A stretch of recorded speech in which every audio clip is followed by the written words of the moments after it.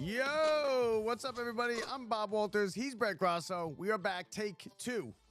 Here, as we had a little bit of a technical issue just a minute ago. Brett, what's up? How are you? No such thing. No such thing as a technical difficulty when you got a Mets game and a Knicks game going on today. Little Yankees baseball. Forget it. No technical difficulties today, Bob. It was playing again with the 10-second delay. It was all kinds of crazy. But yeah, no, we know that wasn't Facebook. That's what happens when something else pops on in the background, and you can't have anybody else hear it. Yeah, nobody. We know. It was going. No. Get it off. So that's what was going on. Hey, we got the Mets. The Mets are red hot, right? It's I don't know why the fans are booing Soto, but yeah, Lindor last night with a huge walk-off win. The Mets are a red hot ticket. I went last night, Brett. I told you I went last night. I was going to get the $10 ticket and go sit wherever. And on my way to the game on the 7 train, about 3 stops from Citi Field, I checked StubHub and it was $70. The cheapest ticket to get in, $70. I can't remember a time I couldn't get in for $20. Not in April. Not in April, and it was cold. I mean, it was a nice day, but it's cold out. No, it's still cold. Listen, a 70-degree day in Flushing when it's at night. First of all, they used to not play these games at night. They used to play all-day games up until May. Like, it would be straight-up day games at one point where maybe they play, like, one Saturday night game. I get that, but no.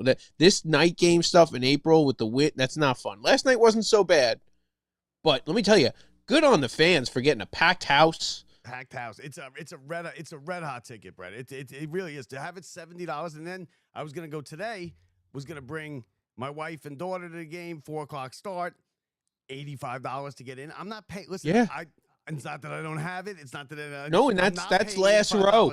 I was just looking right now to buy one ticket. It's like $80, last row, upper deck, behind the plate. Which again, I'm gonna be honest with you, not a terrible seat.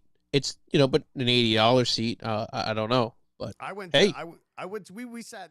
We sat up there. I don't want to sit. I'm not sitting up there. I'm not sitting up there. Regardless.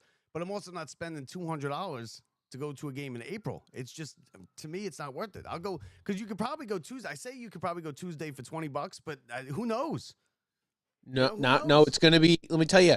It's gonna be based off the weather too. If you have a real rainy day, like we had the second game of the year, third game of the year, there was a good crowd, but you could have scooped up a really good seat for like $50 right before the game for game 2 and game 3. But that was brutal. That was like 38 degrees, rainy and windy.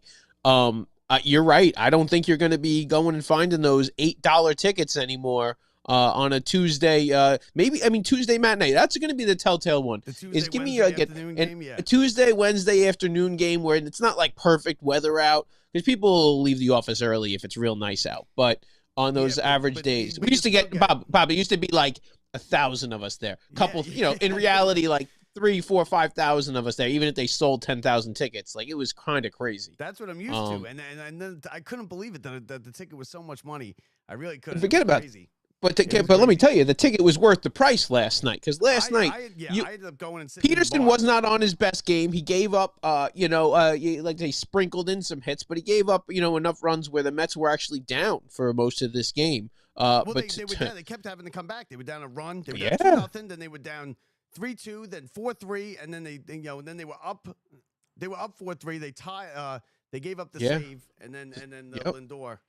Brazaban, gives it up because Diaz is out after he had pitched, the last couple days. But we all know how it ended last night. We don't need to explain to everybody. Francisco Lindor's absolute bomb into the second deck at Citi Field. His first walk-off home run as a Met. He's had 2 others in his life. Both were with Cleveland. Let me tell you, 250th of his career.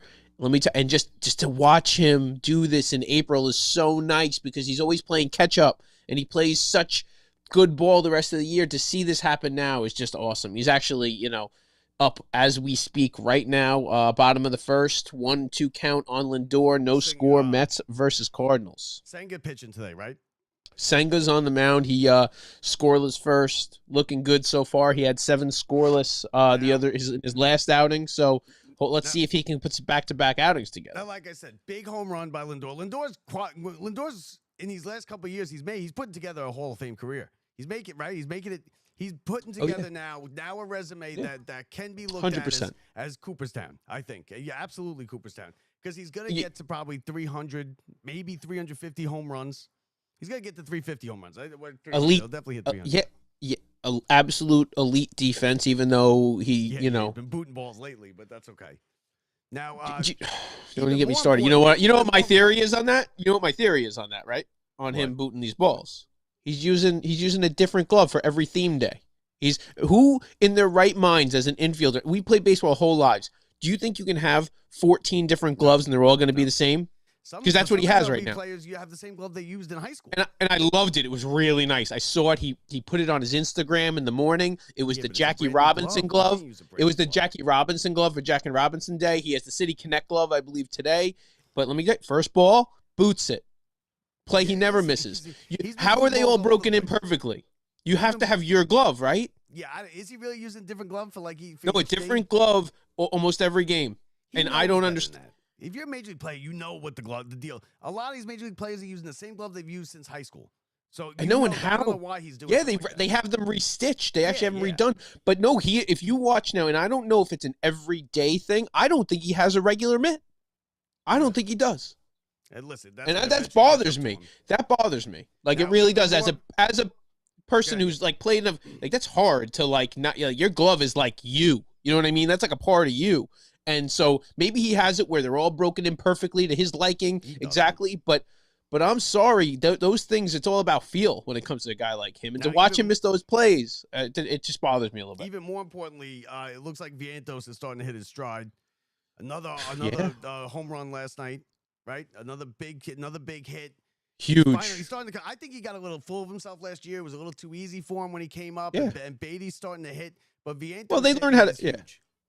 And Beatty, same thing. But Vientos, let me tell you, Vientos was actually like my biggest worry because we knew what he was capable of. Beatty is still like a question mark, right? So you expect Vientos to, we'll give you a little bit of a slump, but to continue on and not have a home run, and we're, really digging into a couple weeks into the season, and a guy like him, like, I'm sorry, you can't, we expect maybe we were going to get some lack of production out of Beatty, and it might be whatever, but to have Vientos and Beatty back-to-back a lot of these times, just putting up zeros and kicking us out of really good spots with runners in scoring position, to watch those two in this lineup, if they start producing, this lineup is totally different. You watched it last night with this lineup's like when those guys hit.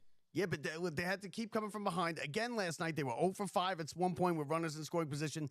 They blew an Alonso triple, who Alonso's another one. He's just unbelievable. And we'll get to that in a second. But they blew an Alonso triple. They left runners all over the bases. Again, they should have won that game going away. What did you come back? They had to keep coming back from 1-run deficits, and then of course, give up the save with Brazoban, and then and have Lindor hit the walk off. But it's also the bullpen's coming down to earth now, right? Yeah, but honestly, one of the turning point in that game. I didn't know when we talk about the Mets fans booing Soto and all that stuff. No, he gets a full standing ovation in an RBI spot after not producing at all, and honestly grounding into more double plays than he's probably grounded into in his entire career in 3 weeks. And he comes up, he rips an RBI single into right.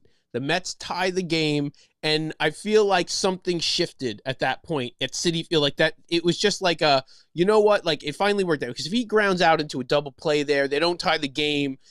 That's a tough spot, man. He can't. Soto is just a ridiculous. It's horrible. No, and Sal Licata or whoever coming out and saying that came in and said that is it's ridiculous. It is absolute. It's not even. It is clickbait, but it's garbage. I'm sorry. I have no time for it. I love that the fans went and decided to stand up and do like what they do now for players is let's give them some encouragement, I don't think it makes a difference either way. I don't think a player's like, good, now they're cheering for me or they're booing for me. I don't think it makes a difference. No, but I think it makes a difference. No, I do think it makes a difference for the fans, though, to be like, listen, like we're not the old Mets. We're expecting the worst anymore. We actually expect this to actually. This is the worst you're gonna see out of him. I think fans look stupid. It makes us look stupid, like we don't know what we're talking about. We're 30 days into a 15-year contract, and you're booing. Oh, with the booze. No, the booze. Yeah. A bad year. Yeah. It's not like he's hitting 110, right? He's not hitting 110. He's hitting okay. He's not hitting like the Hall of Fame No. great numbers, but his on base percentage is like 440. He gets on base 44% of the time. And you can't justify a 15-year, $750 million contract in a month, no matter what you do. It's going to take championships to do that. He is 3/4 of Alonso's RBIs. Yeah, and like listen, that's why he looks different than your classic superstar. People don't understand like what like he's doing there. And honestly, you know what I like the most about Soto? When he went into, now listen, we'll call it a slump because that's what it pretty much was from the beginning of the season. And what you know what I like the most though? He got rid of the swag. You didn't see the stare downs. You didn't see the Soto shuffle. You just saw him say, you know what? That's not Matt. I don't have that right now. And he stopped it. And I really appreciate from this guy. He didn't just go into his really just not being himself and continuing this, I'm feeling myself type of thing. He just said, let's just get down to let me do something first. And now he is. You can see he's so much more locked in. He's loving it was nice. Last night's a big deal for this team. He got a hit last night. He got a hit with a runner in scoring position. That's what he did, right? Let's pull him out of the slump. But he listen, he's going to be fine. If you get on base 44% of the time, you're not in a slump. You're just not doing what people are used to. You're not doing like what we're expecting out of him is right. You can't. They're expecting you to what? Justify the $750 million. You can't do that in a month. No, it's never going to happen. He'll never justify the $750. He never will. But what he does is just doesn't look like what you see. He walks and then all of a sudden he scores and nobody sees that. And it's just. You know what else he's doing? The fact that there's a full house, 40,000 on the last two nights, and then I'm getting charged $70 just to get in the door. Is Soto. That's Soto. That's what he does. He's about to make Alonso a ton of money. Alonso's about to make a ton of money, and regardless of who it is, that's they're never going to go pitch to Soto like that. It doesn't even matter. But Alonso is out of his mind right now, and I hope this isn't just. He's offering better protection than anybody. I don't want to hear there's no. But nobody's offering better protection than no, not at all. Yeah, but but he's not wrong when Soto made those comments. Judge is the best player in baseball. Like that's who he is, and that's not changing. The guy hits 400. He hits more home runs by double than almost anybody else anywhere even close.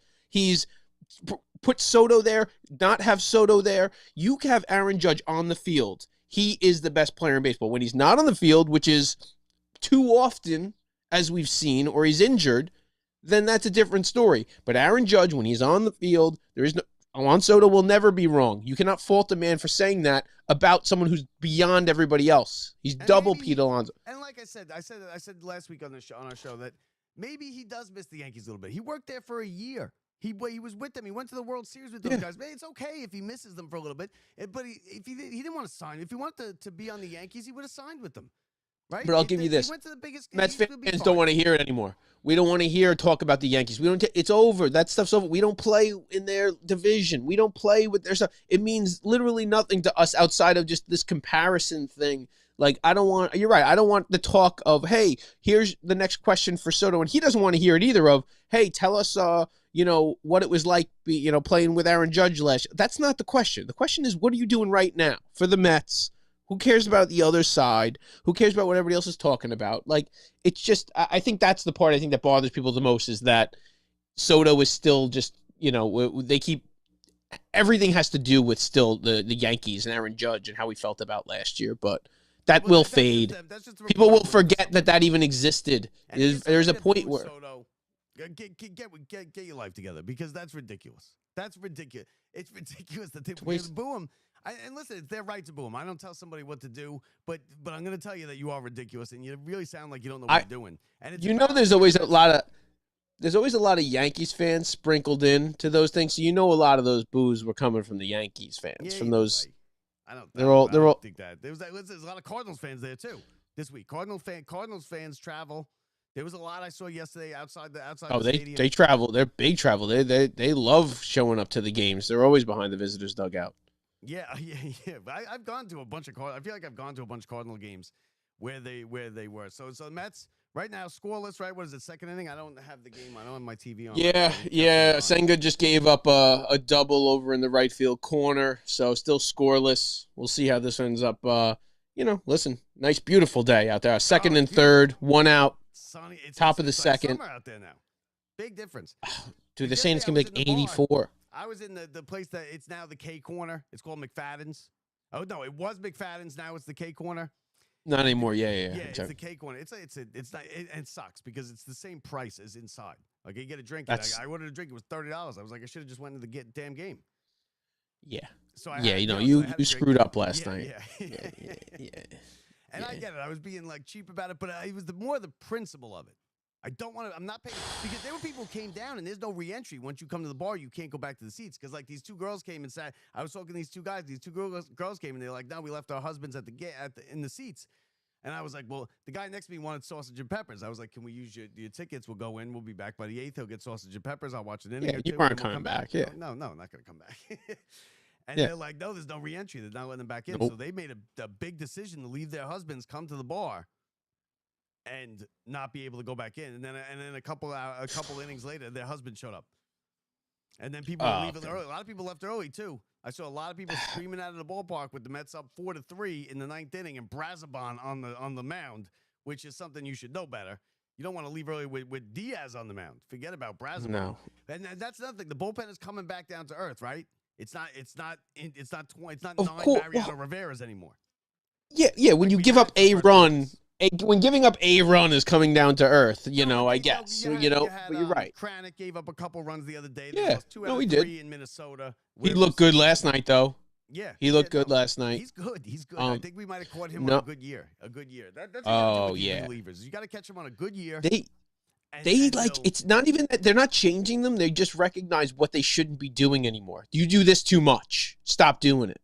You know what I mean? Like, it's taking away something is what they do. Like, the other guys, they're like, no, your fastball's not what you need to lead with canning. You need to start with your breaking stuff and your off-speed stuff, and then we filter in the fastball. And that's just the philosophy. We didn't change the pitcher. We didn't make him throw harder. We just took away his worst thing.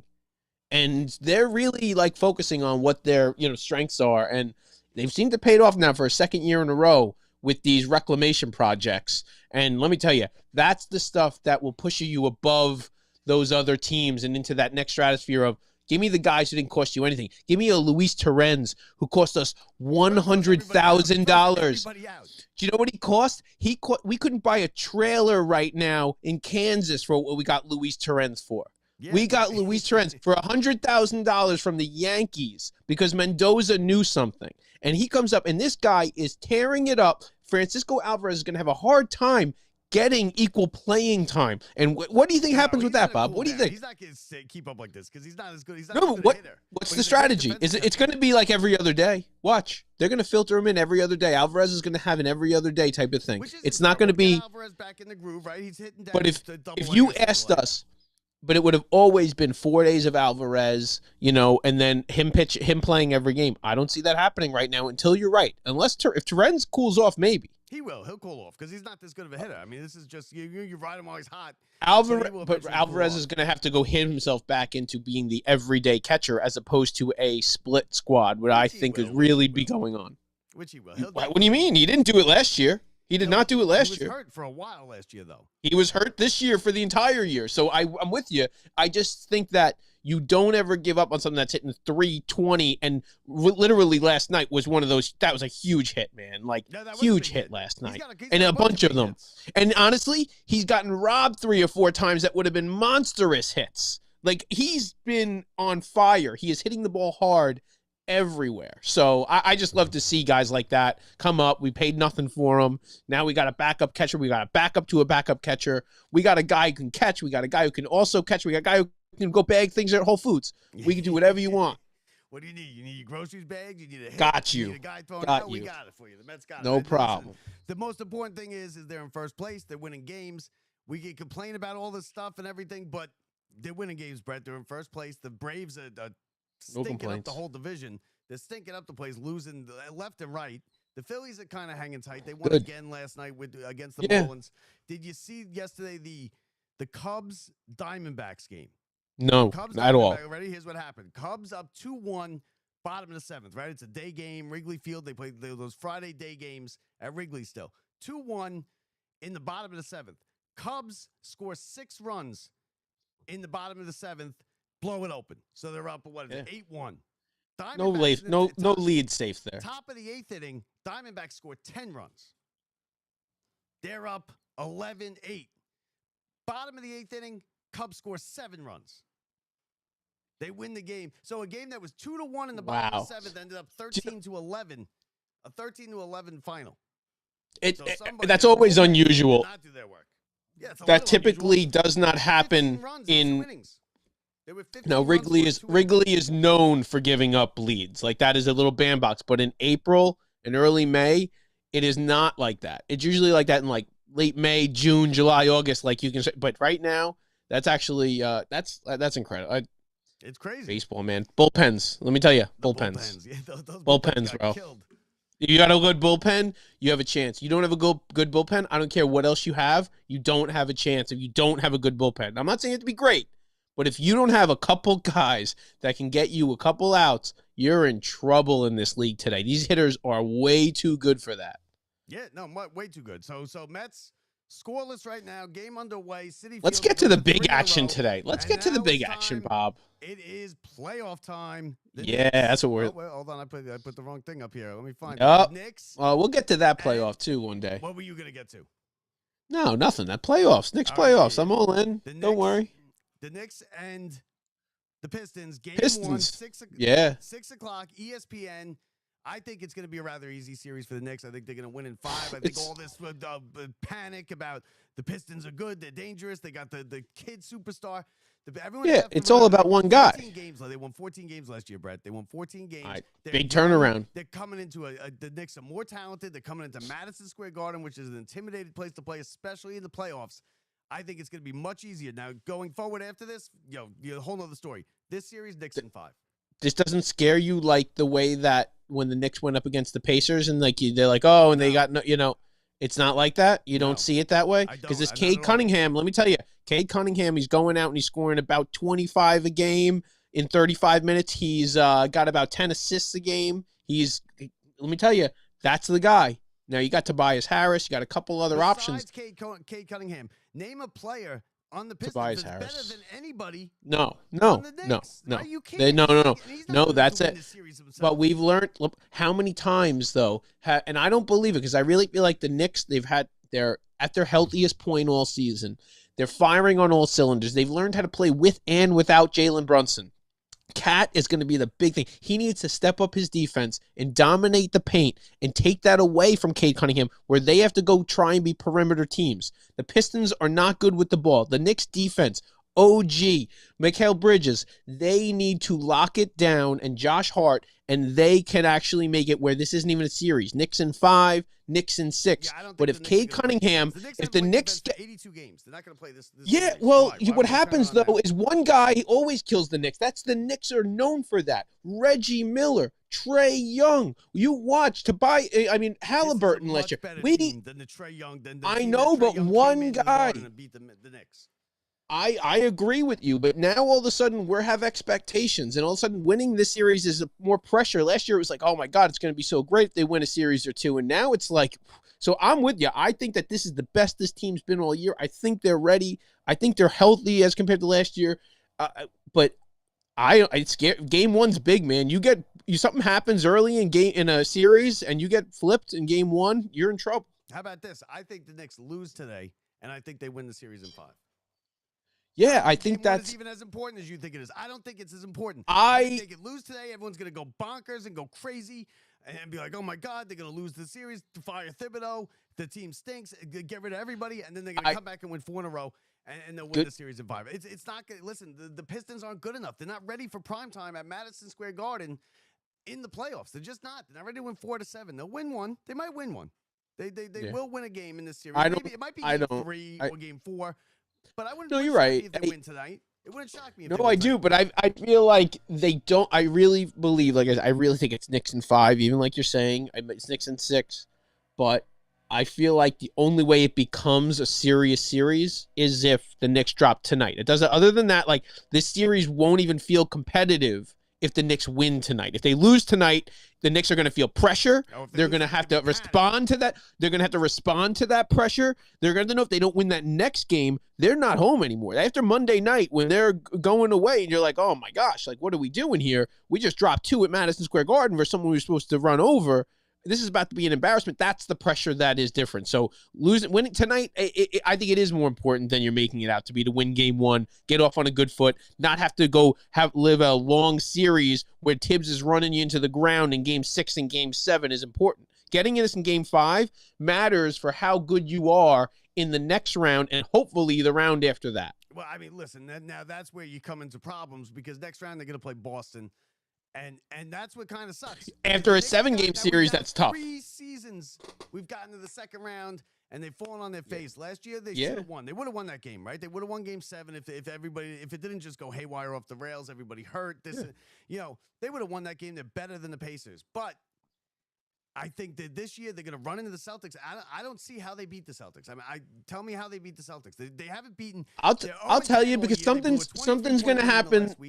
The problem with the Celtics is something's going to happen. Like with somebody in some of these teams in the NBA, someone's going to get hurt this week. Someone's going to be out. There's going to be a little bit of an opening. The Celtics doesn't matter. They have another guy to fill in just about every spot. And I will give you, like, you lose, Jason Tatum. There you go. You lose Brown. I get that. Like, but either way, they just shift over. So that's how you beat the Celtics. You're banking on an injury. An injury honestly in the first round against for the Celtics, and that's how the Knicks are going to win. Come on. No, that's not. I'm just saying that. Listen, I don't think the Celtics have much people who can beat them. I don't think they have many chinks in their armor. No. We're talking about this. Like, I think it's going to be a miracle, but that's what the best part. So the Knicks did go in the same situation. You win game 1. You go take game 1, then the Knicks can win the series. They don't take game 1. I don't think so. Yeah, or 2. I'm sorry. I can be wrong. You know how that works. If you win, if you steal a game away, you get home court. That's it. It doesn't matter if it's game 1 or game 2 or whatever it is. Then you bring it back to the Garden. There's one way to win it. It's the Garden. That's the only way to win it for the Knicks. Win all your home games. Steal one. Win all your home games. In the next round. No, but the Garden wins that view, so that's it. And it will be a little bit of luck. There will be someone who rolls an ankle and is out. It doesn't mean it's everybody, but something. If the Celtics have the perfect team with nobody hurt and they are buzzing on all cylinders, the Knicks are in very big trouble. Right, look at the very big trouble. Look at the bottom of the screen. They're 0-10. They haven't beat anybody. They blew a 23-point lead in the last week of the season. I love the doubt. Is there anything better than doubting people like Jalen Brunson? Is there anything better than this type of stat where you're like, they can't do it? Oh, this is a movie. We're watching they can't do it, Bob. Exactly. There's no way. It can't happen. In basketball, the least amount. I don't think you're right. Where you get the least upsets in the NBA. I think the Knicks have guys who can do it though. I don't think they actually. It's not like they're down these superstars. And then you go to Cleveland, and then you go to Cleveland. Let's say, let's for argument's sake, for shits and giggles. Cleveland, that's it. See, this is what you're missing, Bob. This is what you're missing. When you beat the Celtics, the Cleveland is gonna. It's crazy, but like the Celtics are the test. The Celtics are above Cleveland. I don't care what the record says. Their team is so much better than Cleveland. It's not but it's not. There's such a good bet. If you get past the Celtics, I think they beat the Cavs, and I think they move on. And I think that's the holy cow. This Knicks team looks like we're talking about them losing in round 1 or 2. They could go all the way if they get past the Celtics. Yeah, they can't lose this series. They will get fired if they lose this series. You have to win this series. Yeah, that's it. You have to beat the Pistons. But it sucks because now you get 3 straight seasons dying out in the second round, right? When do you start to be like, okay, come on, we got the second round. I'm sorry. We could have dreamed of these problems for 20 years, Bob. Dreamed of this as being our issue. Oh, we're such a good team. We're expected to win, and we're not doing it. That means you're there. Like I'm telling you, they will get to whoever that piece is. If it's not this year, they will get to that piece or have that lucky game or someone, Jalen Brunson, or maybe it is Karl Anthony Towns, goes off and actually just locks down a series. It takes one game for that to flip and them to scare and put that fear into the other team. No, you're right. You're right. And I was speaking with Dexter Henry on he does the Knicks for the Post and then everything like that, and he was saying that we got to be patient, like we said. This is a new Knicks. This is a new team, right? This is their first time together. Yeah. This is three-fifths of the starting lineup got overturned in the last offseason. So it's not the same And just team. one, This is the first, and they've yes. struggled a bit this year. They struggled a bit, coming together, and then Brunson went down. They played well yeah. without Brunson. They kind of just when they started clicking. Don't forget, that's just when they started clicking when Brunson went down. Brunson. I mean, obviously, it's not to say that better without Brunson. No, but I think they gelled we talked more. about. No, I feel like they learned how to play without Brunson. It gave Mikal Bridges a time to get more into the game more and not just play that what's my role. Let me find out what my role is. He was doing for the first how many months of the season and just kind of floating around and getting how many touches a game. And now all of a sudden he was forced into that role with OG also. And I think it was great for him also to say, listen, you're not just here for defense, you're here for offense. And we watched what he can do offensively in the playoffs last year. He's the reason we got there. And his injury, to be honest with you, Brunson's won, but OG's injury is the reason the Knicks didn't get past the Pacers at the end of that day. Yeah, so it's like the Pacers was the injuries. The injuries in Game 7. No, but OG specifically, he was taking over series. He was taking over those series early. I know Brunson like this amazing thing, but the loss of OG and him, that they've been through it this year, and I feel like that will serve them well in these playoffs, especially in the first round. You're going to have to do everything right, and everybody's going to have to hit their threes. Your defense is going to have to be great. Brunson's going to have to get inside. Cat's going to have to play good defense, and I really do think they can get past the Celtics in like 7-game craziness. But good luck, man. You're going to have to play such out-of-your-mind basketball. So we want to thank everybody for listening to us. Anybody that's watching live now, if you have any comments, questions, you throw them up on the bottom of the screen. We'll do our best to answer them. We'll get you involved. If you want to get involved, you got a comment. You think we stink. You think we're great. Whatever you think. Don't forget, you can find us always on LockedUpSports.net. Also, anywhere you're watching right now, as well as anywhere you get your podcast. If you're just one of those people that doesn't like to see us because we're ugly, and you just want to listen to us, then you do that. So, but back to the Knicks. Listen, I think they're going to roll through the Pistons. I don't think the Pistons are ready for the Knicks. I don't think they're there yet. I think the Knicks are a new team too, but the Knicks have experienced players. They're a better team. They're older. The Pistons are young. You're talking about a young team that won 14 games last year that's just kind of finding their way. They had, I think, the third greatest turnaround in NBA history. 14 wins. They went plus 30? Plus 30, I think. And it was like plus 30 wins. And then in the West, it's kind of Oklahoma. Oklahoma City is not as lauded as they should be. This is one of the greatest teams in NBA history. No, you're right. They have more double-digit wins than the Knicks have wins total, and the Knicks won 50 games. That's outrageous. That's crazy. That is crazy. Team, and I don't think they're giving their dues. I no. think they come out. You know why? You know why? It's because everybody's talking about the same thing they've been talking about anything. They're just talking about, they're talking about LeBron and Luka and how Bronny James is on a postseason roster. And, the NBA is dying to have Celtics Lakers. Of course they That's are. Their money. They That's love the money that. shot right there. Lakers, of course it is. No. Cleveland, Oklahoma City? That's trouble. That's trouble. Nobody's watching Cleveland, Oklahoma City. No, it really is. That's going to be it's all about the Eastern Conference right now. I'm sorry, but the Celtics and the Knicks and the Cavs, but listen, the Knicks LeBron's back, man. I don't know how they pulled it off. No, LeBron's got 2 more years left. Listen, LeBron is You know what? Luka going over helps LeBron is going to extend his career at least a year because now he's got somebody there with him. Easily. He can lean on somebody a little bit. Because LeBron's not stupid. He knows what he's doing as far as conditioning and how much he can play. And he can still turn it on. And watch, when he needs to in this playoffs, he'll turn it on and drop 40. He'll do a 40-10 game, and he'll double you, and he'll beat you by himself. You know what the best part is? The next day, he doesn't have to do that again. He can kind of back off and let Luka do it the next game.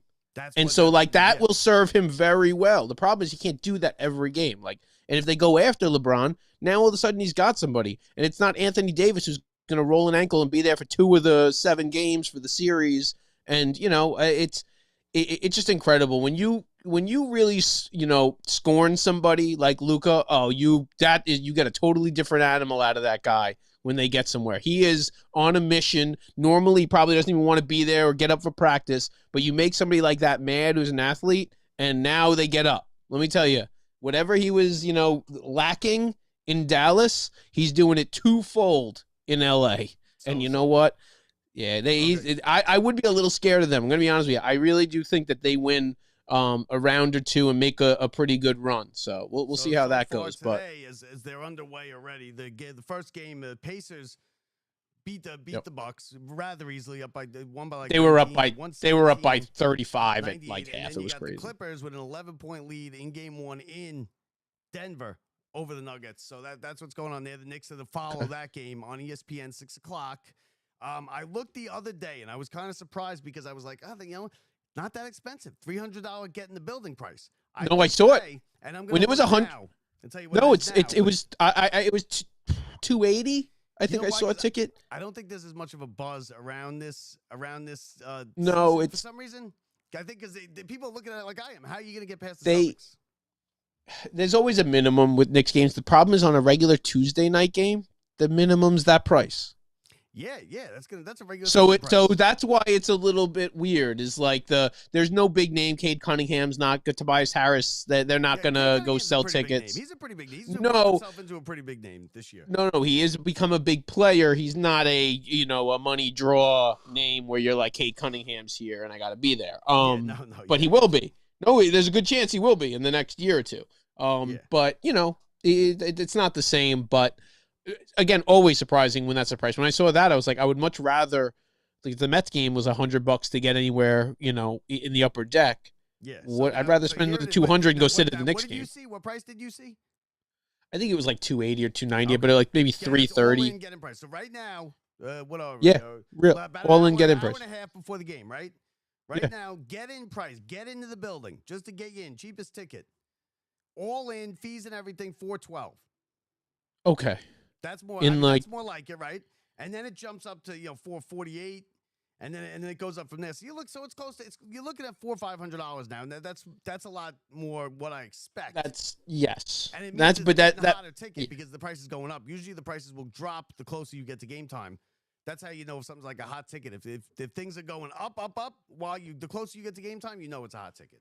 Oh, big time. That's what happens is a tipping point. And it even happened with you last night with the Mets game where the number of people going and obviously the price of the tickets, but the it just hits a point where it's saturated and you're not getting that $8 ticket. And the Knicks are always like that. So it's more of a surprise. I'm sorry. If you get a ticket for $350 to the Knicks game, that's a good deal for a playoff game, man. I know most people can't afford it, but that's a nice, it's a fun experience. Going today, but I don't want to spend $400, right? No. Like I said, I took a quick look just by some chance there, and they were less than I expected. So, but no, I'm with you. It's too much money to spend on a game one. You think they're gonna lose? So I definitely wouldn't be paying last night. You almost on the Rangers play game. Yeah, but you expect them to lose game one. And but even worse, you almost bought $70 tickets to a Mets game when they were losing 2-0 last night. That should be a discount. I never was buying those tickets. I refused. It was 2-0 by the time you were at the window, and they're trying to sell you. You guys aren't getting tickets now. It's second inning. It's 2-0. They're losing. I was like, they're still $60. I'm not in the sixth inning. It was $50. You could have. You should have. Someone would have had an extra ticket for you. You could have been yelling. I could have. Yeah, I mean, I probably. They have them. Like people just have. Worked my way. Yeah, but I'm not. I'm not doing that. I'm not doing that. Or you could have paid the $60. I could have paid the $60. Is what I could have done. I bet you lost. You don't know what. I spent $60 at the bar, but out of principle, I paid $60 for Anthony Young's 28th consecutive loss 20 years ago. It was also cold, and I'm not sitting up top. I'm gonna go sit in better seats.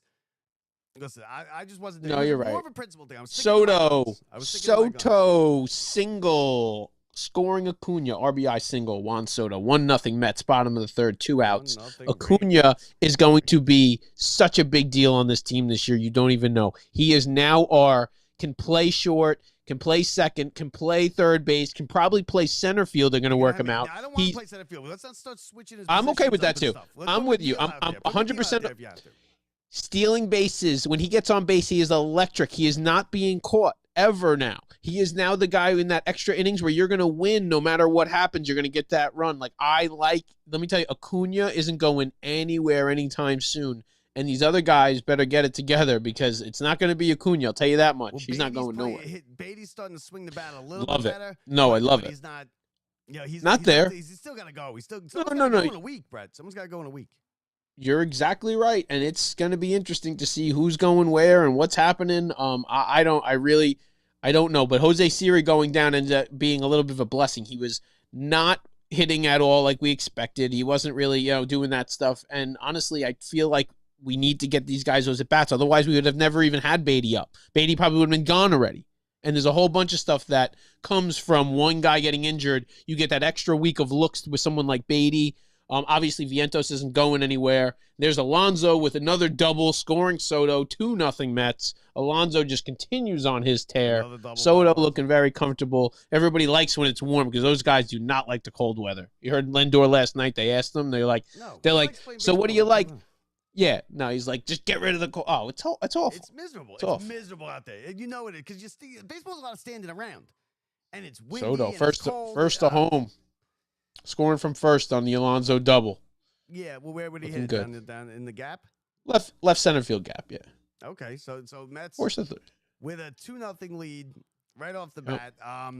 Listen, they're playing good, Brett. They're in first place. I don't know why we're complaining. Why we feel the need to complain about. We're not. I don't think we complained. I complained about Lindor's glove. I complained about the fans booing Soto. We did not complain about the Mets playing. We even, you complained about the bullpen giving up a run one day. And the ticket prices, because they're too good now, is our complaint. We made it 3 weeks, Bob, and our complaint of the Mets being good, and our complaint is they're too good, so now we can't afford to go. Yeah, well, we can. That's where we're at. I can afford it. I refuse to pay it. We're officially 88 years old between the two of us, and it's showing like I've never seen. So that's it. Mets 2-0. Knicks tonight. Brett, Knicks win tonight or what?